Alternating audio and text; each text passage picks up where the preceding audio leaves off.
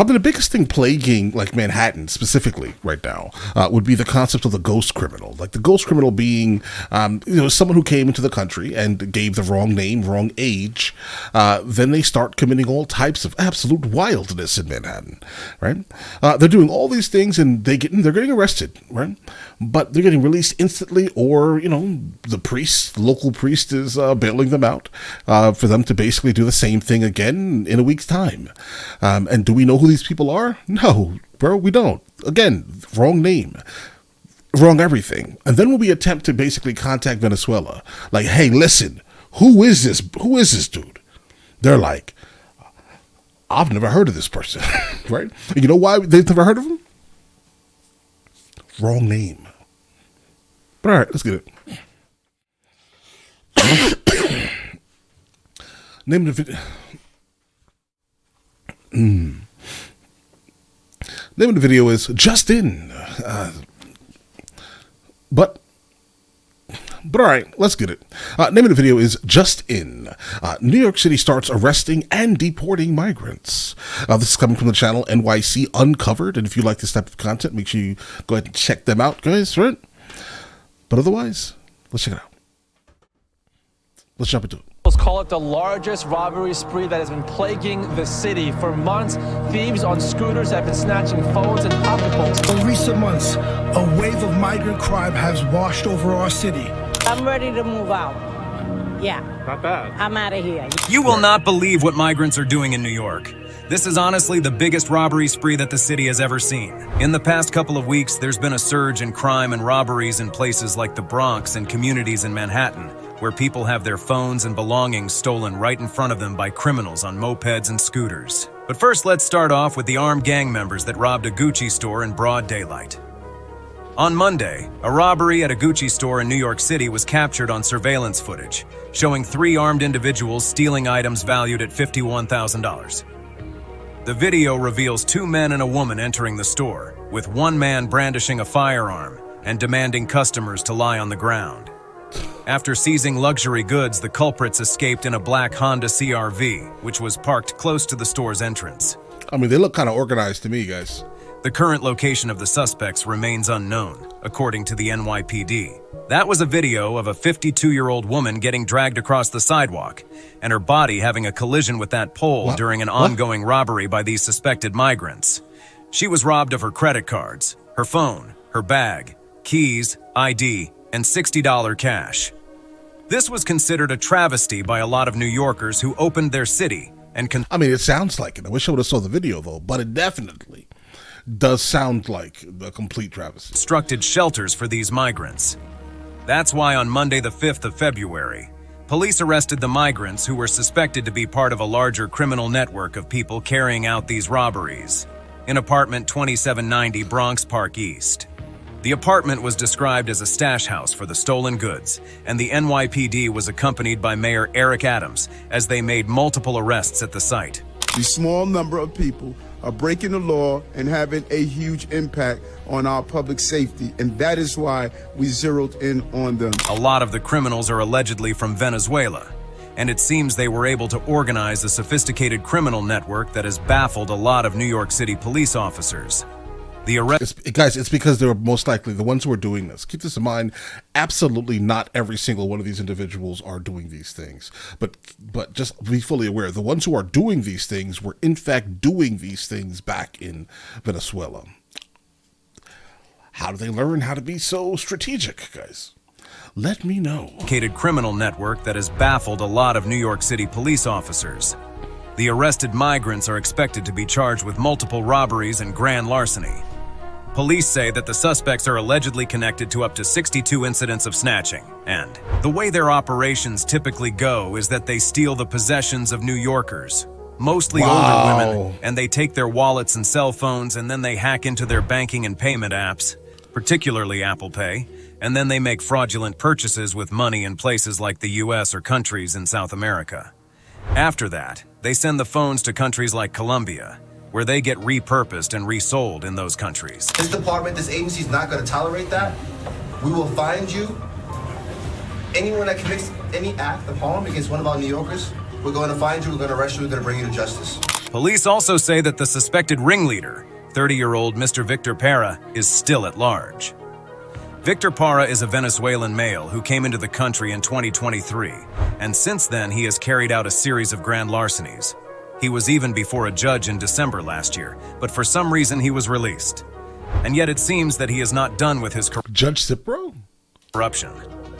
From Rhode Island. The NYPD has stated that these robberies often begin with message blasts from Parra, with the messages reading, "I have money, I'm available, go get them."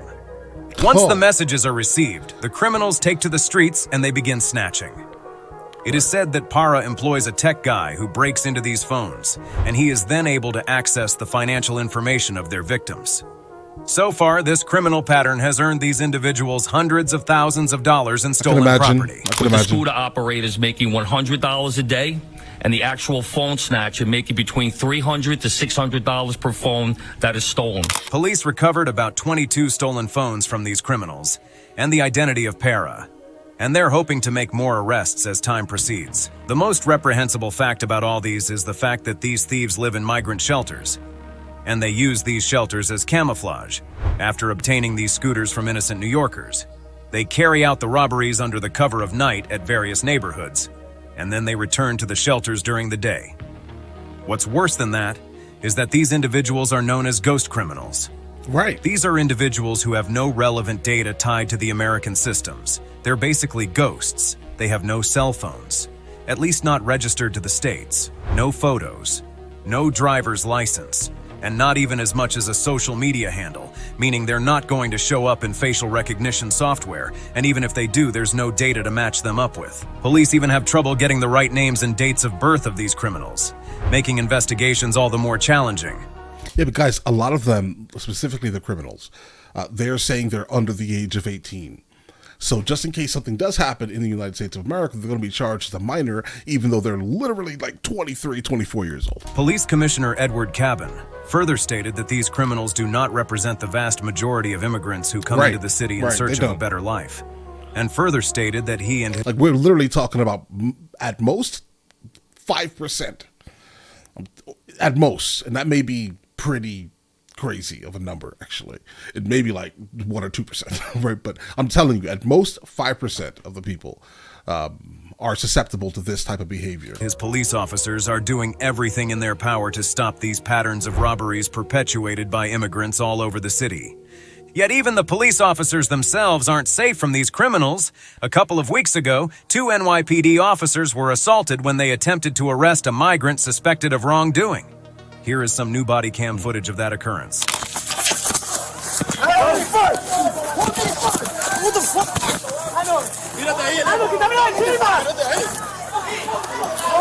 The man in yellow has allegedly been arrested, and the police are still looking for 5 other individuals who are suspected of having skipped town. You might ask yourself, what's going to happen to these criminals? At the very least, the people who commit these crimes should be deported, right? Absolutely. Well, that's not the case, apparently. The federal government's ability to deport migrants is limited, says Kenneth Janello, who oversees the Department of Immigration and Customs Enforcement, also known as ICE. Janello says that ever since the New York Council voted on New York as a sanctuary city in 2014 and passed New York's sanctuary city laws, the partnership between ICE and the city was next to non-existent. And now the people who are supposed to be detaining and deporting these individuals in New York City are no longer contacted when immigrants commit a crime or are accused of one. They find out along with everyone else through the media. So to do their jobs, they have to head into the streets to investigate, but that doesn't yield much results. With these recent occurrences going on in the city, New Yorkers are scared not just for themselves, but for their elderly population. As we saw in the video, most of the people being targeted are women, both young and elderly. With these developments, New Yorkers fear for the safety of themselves, their mothers, and their grandmothers, with many outright saying that they're going to leave the city. Very scared. And my mother, she's right there. And it's very scary for the older people, too. Police continue their investigations as more arrests are expected to be made and more suspects detained.